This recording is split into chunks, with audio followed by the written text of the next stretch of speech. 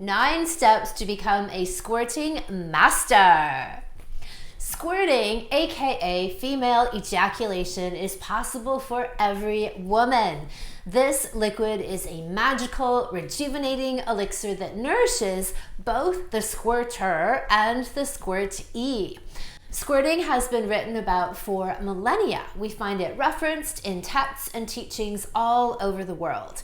It's often described as the food of the gods, nectar, ambrosia, amrita, the fountain of youth.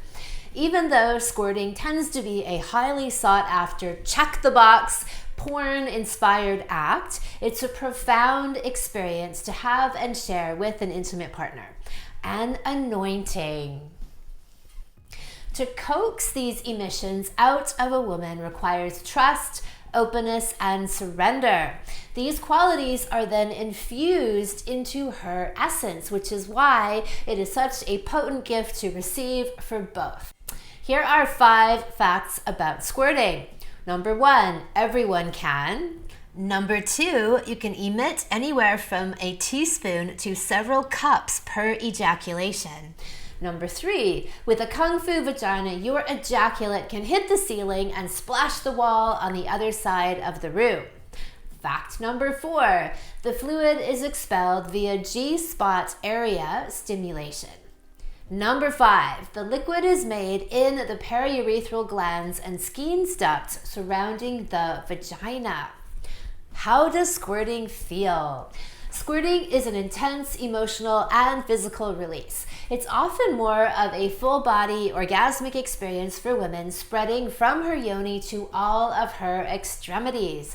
She might feel a range of emotions from joy, ecstasy, hysterical laughter, to sadness and grief.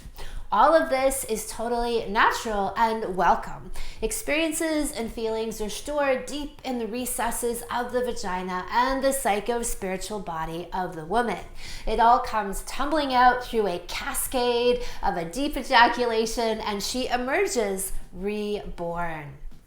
Here are 9 tips to make you a squirting master and have your woman gushing all over the place. Intention. I want to do this for you. On your sex date night, take charge and really commit to making this happen for her. Honey, it's squirting night. You being solid in your intention and desire creates a container for her to open up and let go into. And for squirting, that is the name of the game: opening and release. Holding her emotionally and energetically will draw out her innermost surrender and fluids.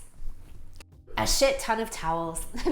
Because a woman can truly wet the bed, and in this case we want her to, preparing for a tsunami of wetness removes any fear or inhibition of soiling your beautiful silk sheets or, flooding the house.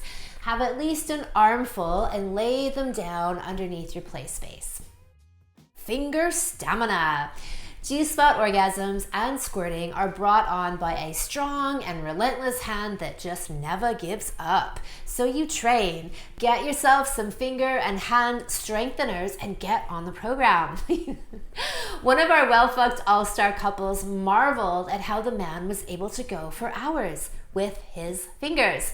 Then it occurred to him why that is. He's a professional piano player. He is working those things out all day long. And so should you. Go to the bathroom ahead of time. Many women will feel like they're going to pee when they get close to expelling their ejaculate. To remove the fear of urinating all over the place, make sure that you empty your bladder before sex, and then you will feel free to let loose. And then you can just ejaculate all over the place instead. Your overall warm-up. Plenty of foreplay brings her into an open state, which is where you want her to be. She ought to already be fully aroused, with her pussy feeling very open, welcoming, and unguarded. Some full body massage will help to disarm her, and then you can move into some pussy shiatsu. This is a video of mine that guides you through some of my tantalizing strokes for yoni massage to warm her up and turn her on. adore her.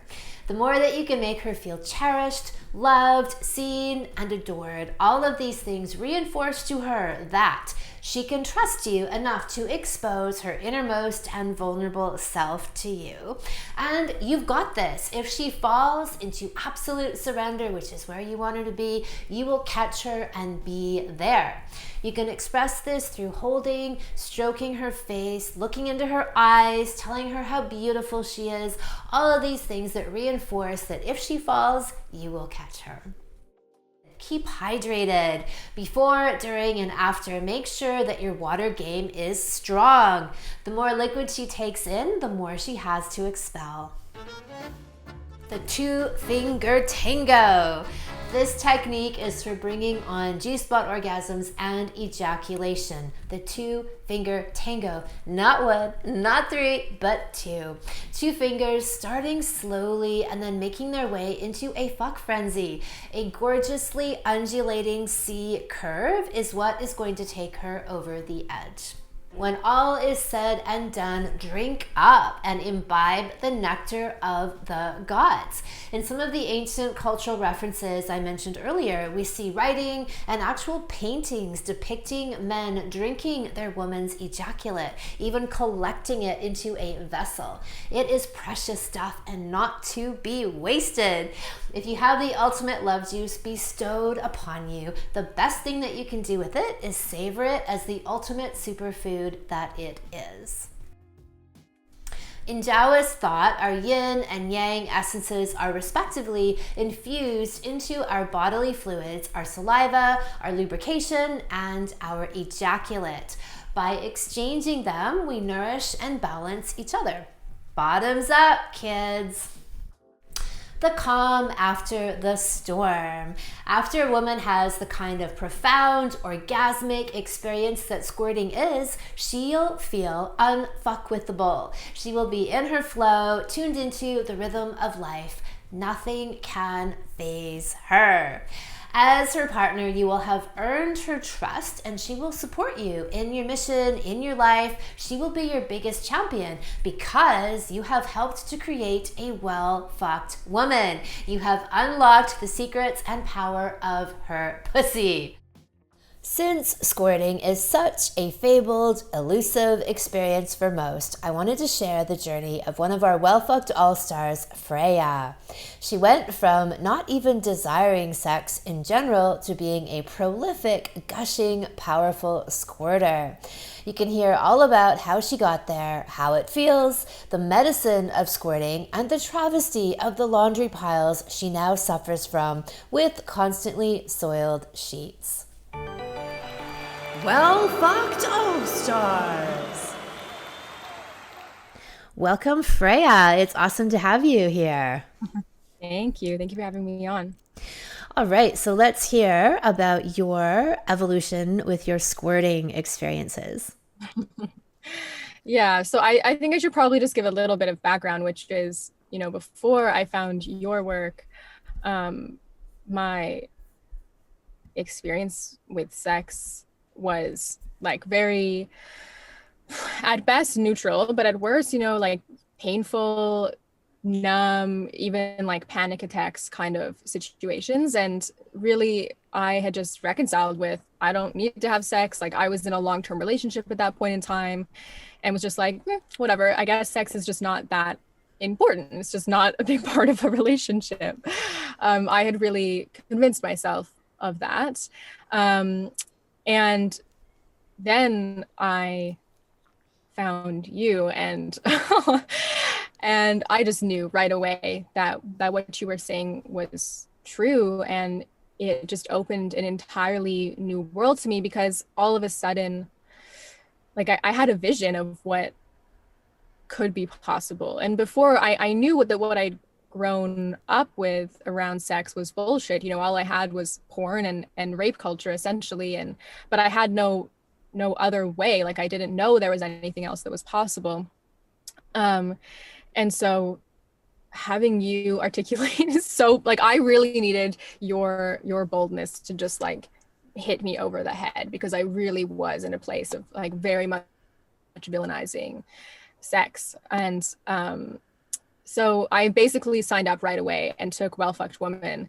And it was during that first 8 weeks when I first experienced squirting. And I remember the first times that it happened, I basically thought I peed myself, and I had to sort of like, I think, which is pretty normal, and I know other women have done this too. I had to like, okay, I'm like, I'm gonna go to the bathroom, I'm gonna go pee, and then I'm gonna come back and try doing this again, and like then I'll know for sure that I'm not peeing myself. Right. Yeah. And I definitely wasn't peeing myself. And yeah, it was just really sweet in the beginning and fun, like to kind of right away like have this this opening after beginning to explore your work. And yeah, I ended up leaving that 6-year relationship that I was in. I knew now that there was more, and I was like not going to settle for anything less. And I did realize back then, but I see even more now, like it had nothing to do with him. Like I could have been with the best lover in the whole world at that point in time, and I still would have been numb. I still would have been experiencing pain. Like I still would have been totally disconnected because I wasn't in my power. I wasn't in my body, and I certainly had no connection to my vagina.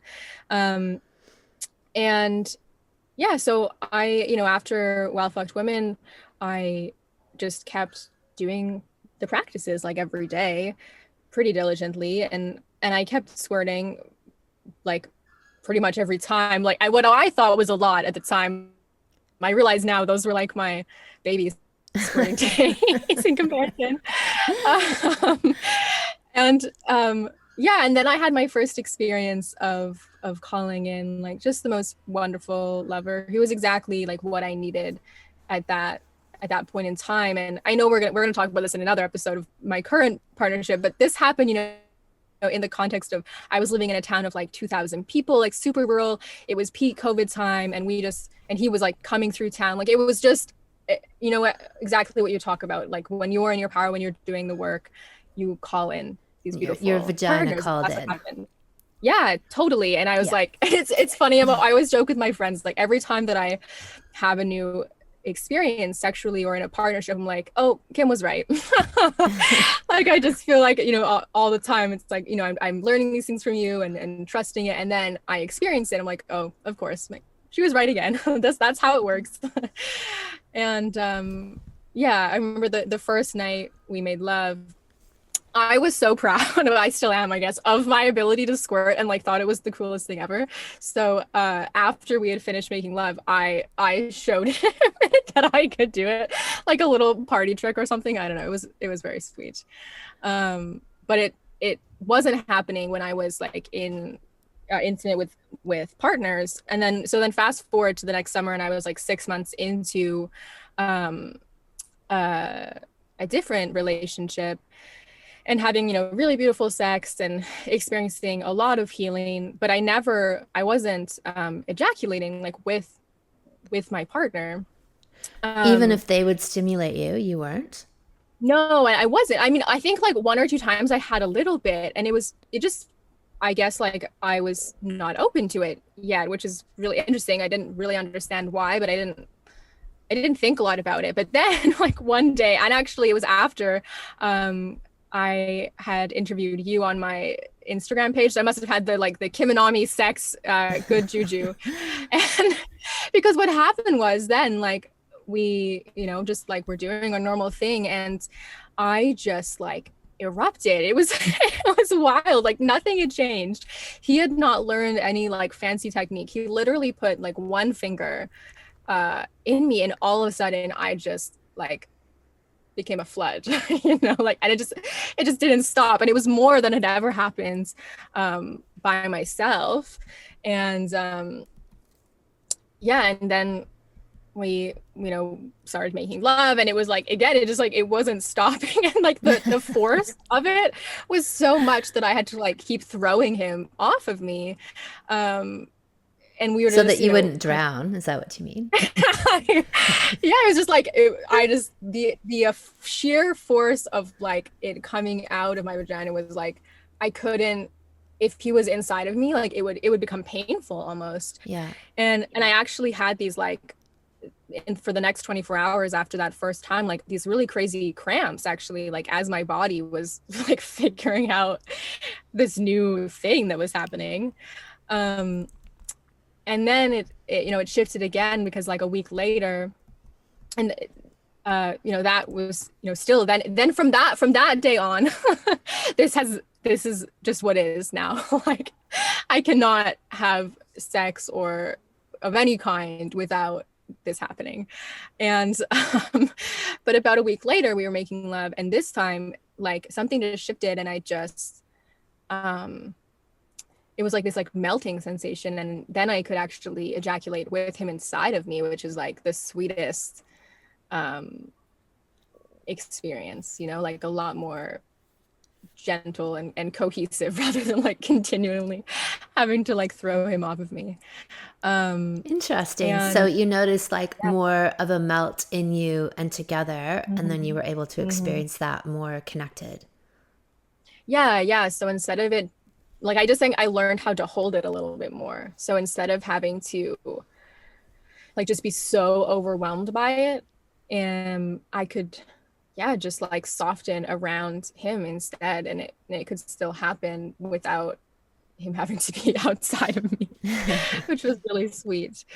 So that was kind of like, that was when things really started to shift, and then we actually broke up, and it was kind of a big fear of mine before I was into it with somebody else. I was like, oh my God, maybe I'm never going to experience this again, like maybe this was only with him. And then a little bit later, I was intimate with another man, and I totally like the exact same thing happened, which is quite hilarious to have happen, like when you don't warn a man first. Like it's a really good test of his character, how he shows up in that moment. Like, can he hold you in that full expression? Because it's intense, and that was really great, because I realized, like my pleasure is mine, and these new openings and these new layers, like they belong to me. And yes, he had facilitated so much, and we had such a beautiful relationship, but like I get to take these new skills with me, like into the next relationship. And that was a really big lesson for me around personal responsibility, like no more blaming my partner for not necessarily knowing enough or having the right technique, which, obviously like all of that plays a role, and you teach all of that so beautifully. But at the beginning, when I was having those thoughts about my partner not necessarily, being good enough, it was a total cop out, because, and this is what I find so, and I'm curious to hear your perspective on this, but like, the time that I just opened up and started squirting like so intensely, there was nothing different, except for somewhere in me, I just felt okay to open and safe to open, I guess, because there was no different technique at all, Yeah, well, that's what I would say. That is the cornerstone, is that people can have all the technique in the world, and there is all the technique in the world out there, right? People can look up videos and articles and all kinds of information out there. And if it was that easy, everyone would be doing it, because all the technique is there, except for that major piece of the internal surrender and letting go and letting those floodgates open. And I love how you described it. So when you had this shift in you, that's when everything on the outside shifted and your experience of it shifted. But that's, everything connected to all the vaginal orgasms is around the level of opening and surrender and trust and release. And as you said, like part of that, well, a good chunk of that is just simply your relationship with you. And so if that part, that if you fall, you will catch you. And then if you fall, will your partner catch you? Like you said, that test of character, how will they react? That both of those are important, but, and ought to be there in equal amounts. But the name of the game. And I think it was a real process for me actually to, and I feel like sometimes I'm still even in this place of really being able to accept like, at first it's like, oh, this is a fun like thing I can do. But then it's like, for at least in my case, like it's a lot. And there's definitely, I think it really confronts the stuff that we have as women around being too much, you know, like it's too much mess, too much expression. Like, can't I just tone this down a little bit? But I can't, you know, and I think I had maybe a little bit of an image of like being this perfectly contained sex goddess who like makes cute noises and squirts like just an appropriate amount. And I had to like let that go. And it is confronting to like meet that wild, like primal, messy part of yourself. And if you like, at least for me, like there's nothing I can do if I try to like hold it back, then I'm not in the moment. I'm not experiencing like all the pleasure that's there for me. And I had to really untangle a lot, I think, to be comfortable and to not like apologize for like how big and expressive I am, not, you know, just at which squirting is kind of like one expression of that.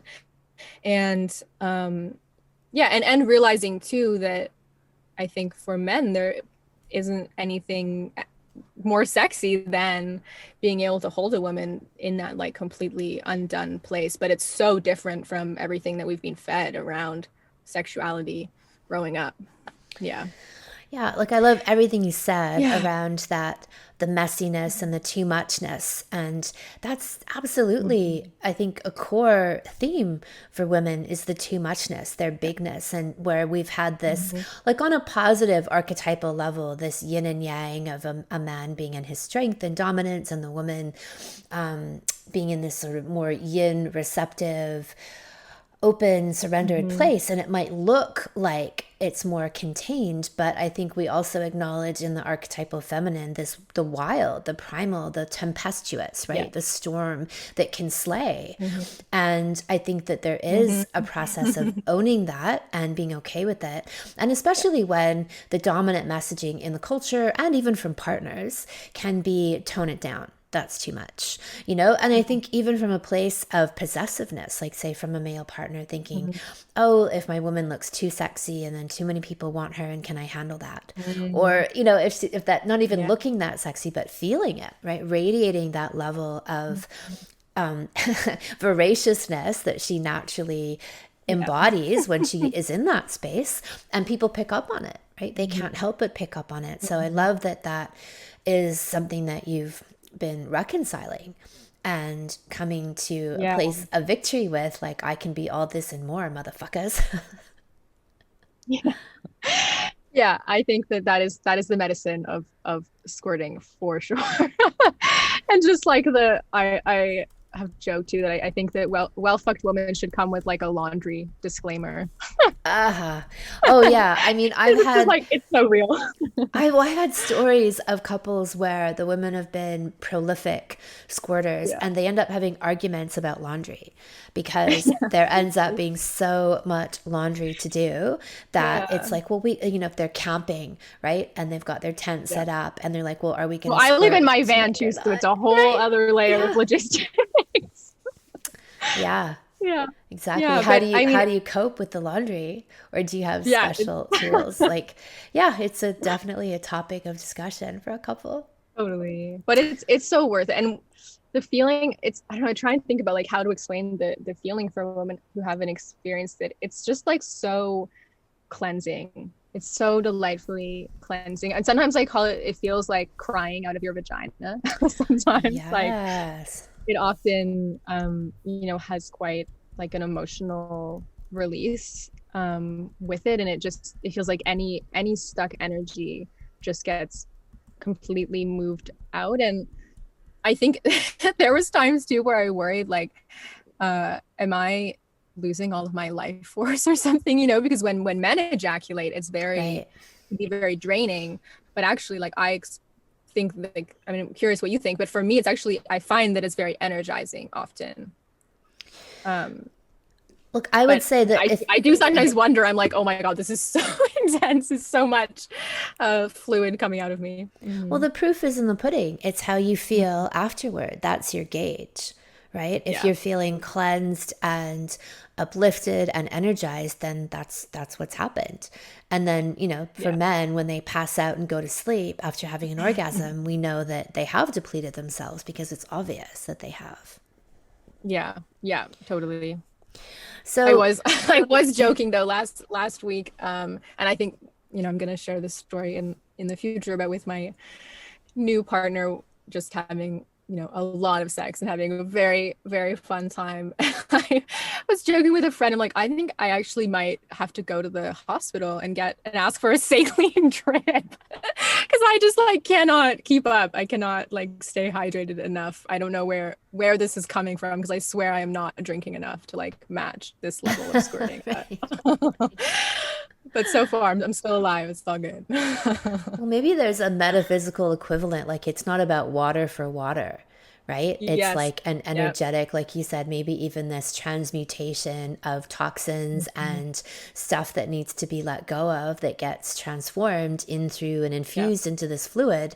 And that's what you're releasing rather than the amount of water you bring in is the amount of squirting that comes out. I think it's Yeah. relevant. I think we ought to stay hydrated Yep. when we're going for marathon squirting sessions, but it may not be a direct, milliliter per milliliter relationship. Totally. Yeah. I think that's the conclusion I've had to draw, because it's like the only possibility that there's some kind of like alchemical process going on where it's drawing from the ethers of the universe or something, because Yeah. it's not matching my water intake, that's for sure. Yeah, exactly. Exactly.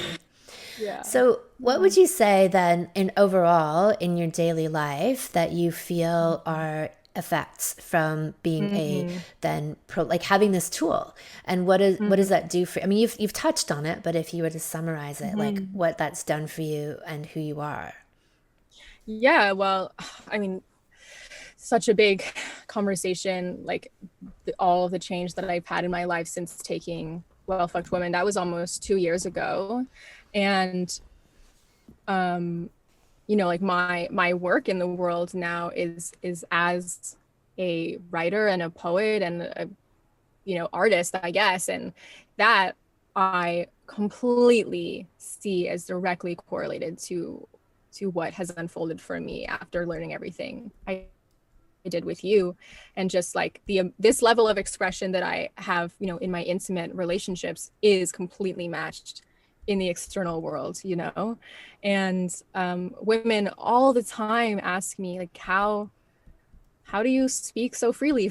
Like, how do you say all the things that the rest of us are thinking but like are too afraid to say? And um I always answer like, I found my truth in my vagina. Like I didn't I think for a long time I had kind of focused on trying to like speak my truth and like kind of do that process almost like forcefully, and focusing on my voice and my throat, and it was kind of turning away from that and putting all of this energy towards my healing my sexuality and coming back into my body. And then I sort of just came back to this, to speaking and expression, and was like, oh my god, like all of a sudden all the blocks that were there are not there anymore. And just the more like presence in my sexuality and in my pleasure, and i I can just like all this creativity flows through me. And I think that that's just so directly related. And then also in terms of relationships, I've just like I've had like two really beautiful relationships since taking Well Fucked Woman, and now I'm in this new like absolute dream beautiful partnership, which I totally feel like I manifested through all of this work and my connection to my body. So yeah, squirting is like that physical expression through my body, I feel like has been matched in all these other layers of expression in my life. Mm-hmm. That's really beautiful. Yeah, I love Mm-hmm. that. And like it's the process, right, of like of confronting, like I was speaking to you earlier, all those parts of me who like wants to stay small and wants to just stay like tamed and contained, and having to work through all of that to have these sexual experiences meant that like I had also worked through all this other stuff in my external life as well, and just found it so much easier to work through any of the fears that I had elsewhere, because I had this sort of like template or map already like patterned into me, if that makes sense. Of the right, of having to navigate through that and bust through your own blockages and keep going, like in the microcosm of your bed. And so that journey and like, then, and trust in myself, I think, too, right. right? Like, Yeah. yeah. Right. Beautiful. Yeah. What would you say are your top 3 tips for other women or couples trying to get over the squirting line? Mm. Hmm. I guess just time. Like when it first happened, there was no expectation at all that it was going to happen. I assumed it would take, way more time for this kind of thing to happen. And so I think time would be the first.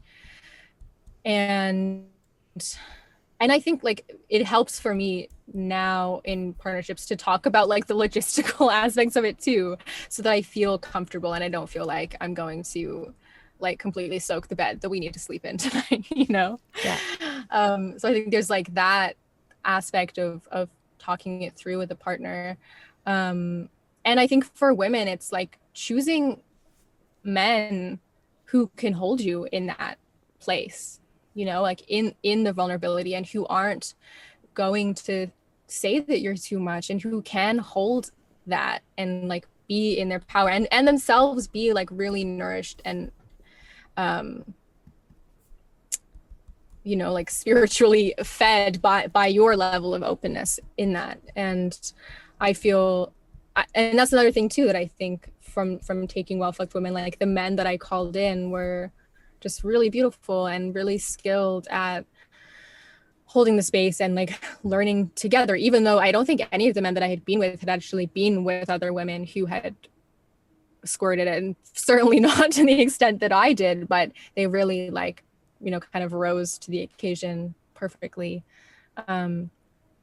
Yeah, I think those are the things that I would, and just, yeah, like being really, really honest with yourself and with your partner. And like you say, like always clearing the glass in your relationship, for sure. Yeah. Right. Mm-hmm. Mm-hmm. And I know you touched on this a little bit, but how do you feel during squirting? Like, how do you feel in your body, emotionally? What's going on for you?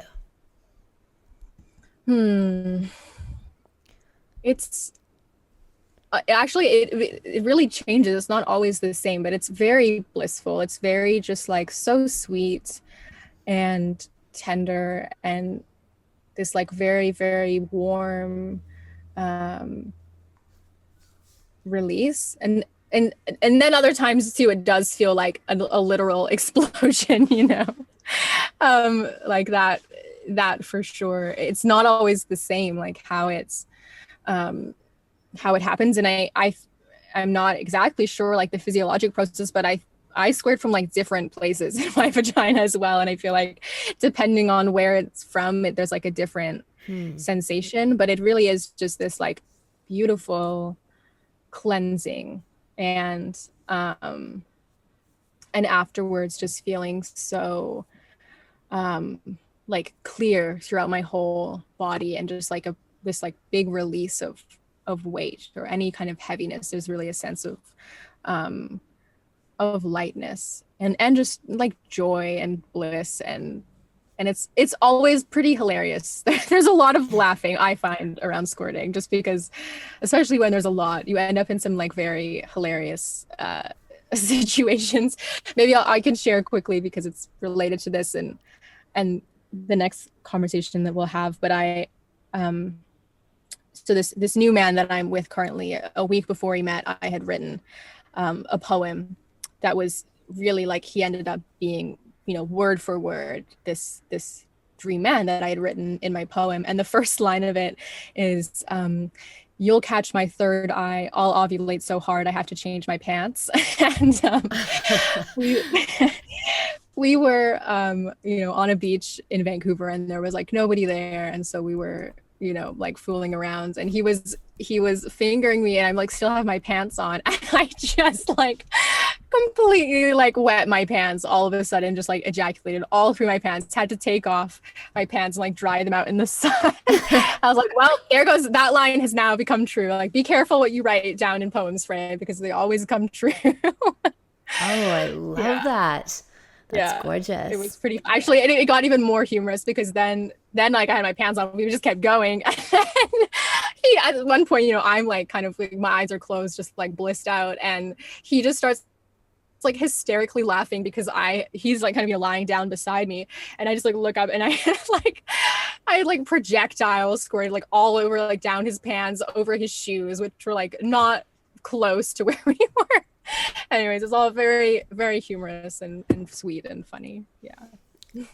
I love it. I love it. And all of that as well, it also, as you've said, speaks to the acceptance and the ability to flow, because it's all about flow. It's going with the flow, right? We are releasing the flow. And that's what I think one of the biggest symbolic acts of squirting is helping to whatever is in the way that is impeding our flow emotionally, sexually, physically in life. And we're removing that. And once we get that flow going, it shows up and expels itself into all areas of our lives. And then the way that people, that this experience that for many is so novel and unusual, and that people might have these phobias about body fluids, and they might even, a lot of guys have thought they were peed on, right? The first time a woman really squirted all over them, they thought they were peed on. And it's like, how do they handle that?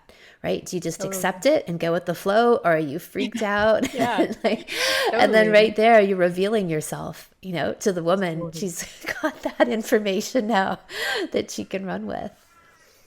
Yeah, and you just have to like reach a point of being okay with whatever is gonna come out of your body. you know, like totally. Because you don't always know, like you can't tell what's happening. And I know, like for me, like a fear that comes out, I'm like, I'm gonna poop. Like the amount of like just pressure and release and like letting go that I feel in my body when I ejaculate, like that's a fear. And I'm just like, I have to just whatever, like if I do, like I can't like let that fear block this beautiful sexual experience. And if it happens, like we'll just shit happens. Like it's not enough to be a problem. And I think that's and that is, the squirting is like so primal and so just raw and real that you do have to really confront all of that stuff, I think. Love it. Anything else you want to add?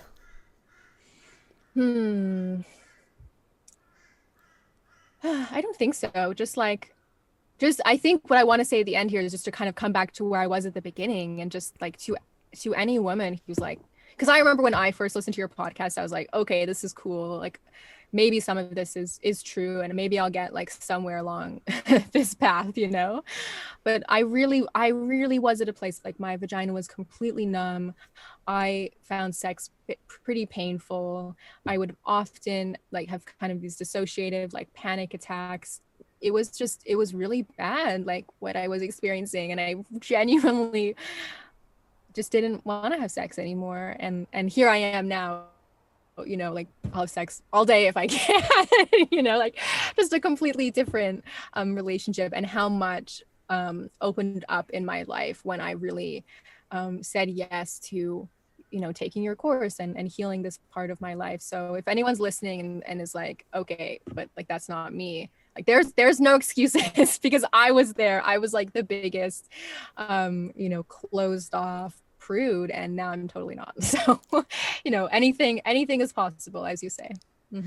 Beautiful. Thank you so much, Freya, for sharing all of this. So inspiring.